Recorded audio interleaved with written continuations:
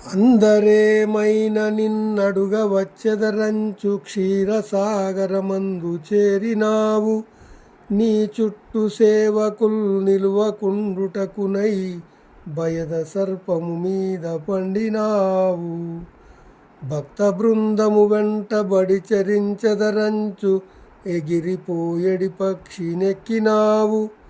దాసులు నీ ద్వారమాశింపకుంటకై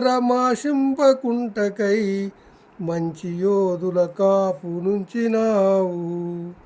లావు గలవాడ వైతివే లాగునేను నిన్ను జూతును నా తండ్రి నీరజాక్ష. భూషణ వికాస శ్రీధర్మపుర నివాస దుష్ట సంవార నరసింహ దురిత దూర.